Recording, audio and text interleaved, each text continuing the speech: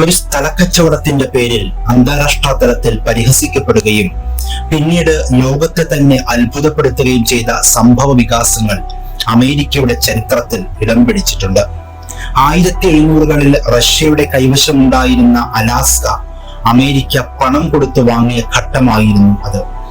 1741-ൽ Danish പര്യവേക്ഷകനായ Vitus bearing ആണ് Alaska കണ്ടെത്തിയത് എന്നാണ് പൊതുവെ കരുതപ്പെടുന്നത്. തുടർന്ന് അലാസ്കയുടെ ഭാഗമായ കോഡിയാക് ദ്വീപിൽ റഷ്യക്കാർ കോളനി ഉറപ്പിച്ചു. എന്നാൽ 19-ാം നൂറ്റാണ്ടിന്റെ അവസാനത്തോടെ റഷ്യക്ക് അലാസ്കയിൽ താൽപര്യം നഷ്ടപ്പെടുകയും സാമ്പത്തിക പ്രതിസന്ധിയിലായ രാജ്യം അലാസ്കയെ യുഎസിന് വിൽക്കുകയും ചെയ്തു. അന്നത്തെ അമേരിക്കൻ ആഭ്യന്തര സെക്രട്ടറി ആയിരുന്ന വില്യം എച്ച് സീവാർഡ് 72 ലക്ഷം US$ക്കാണ് അലാസ്കയെ റഷ്യയിൽ നിന്ന് വാങ്ങിയെടുത്തത്. എന്നാൽ യുഎസിന്റെ ഈ ഇടപാട് വലിയ മണ്ടത്തരമായാണ് അന്ന് വിശേഷിപ്പിക്കപ്പെട്ടത്. അമേരിക്കയുടെ സാമ്പത്തിക സ്ഥിതിക്ക് ഒരു നിലയ്ക്കും പ്രയോജനം ചെയ്യാത്ത ഒരു പ്രദേശം ഇത്രയും തുക കൊടുത്ത് വാങ്ങിയതിനെ അമേരിക്കയിലെ ജനങ്ങൾ ആകെയും പരിഹസിക്കുകയും വിമർശിക്കുകയും ചെയ്തു. സീവാർഡിന്റെ വിഡ്ഢിത്തം എന്നാണ് അലാസ്ക വാങ്ങിയതിനെ അവർ വിശേഷിപ്പിച്ചത്. എന്നാൽ 100 വർഷം പിന്നിടുന്നതിനിടെ ചിത്രം പാടെ മാറി.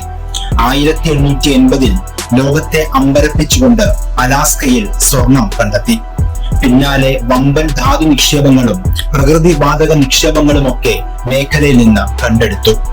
ഇന്ന് അമേരിക്കൻ സമ്പദ് വ്യവസ്ഥയ്ക്ക് ഏറ്റവും അധികം സംഭാവനകൾ നൽകുന്ന സംസ്ഥാനമായി അലാസ്ക മാറി. എന്നാൽ ഇന്നിപ്പോൾ മറ്റൊരു വിഷയത്തിൽ അലാസ്ക വാർത്താ ശ്രദ്ധ നേടിയിരിക്കുകയാണ്. അലാസ്കയിൽ ഭൂമിയുടെ ഉപരിതലത്തിനു താഴെ തിളച്ചുമറിയുന്ന മാഗ്മ തടാകം ഗവേഷകർ കണ്ടെത്തിയെന്നാണ് റിപ്പോർട്ടുകൾ. വടക്കേ അമേരിക്കയിലെ ഏറ്റവും ഉയരം കൂടിയ കൊടുമുടിയായ അലാസ്കയിലെ ദെനാലി പർവ്വത മേഖലയിൽ ഭൂമിക്കടിയിൽ 11 കിലോമീറ്റർ താഴ്ചയിലാണ് തിളച്ചുമറിയുന്ന മാഗ്മ തടാകം കണ്ടെത്തിയത്.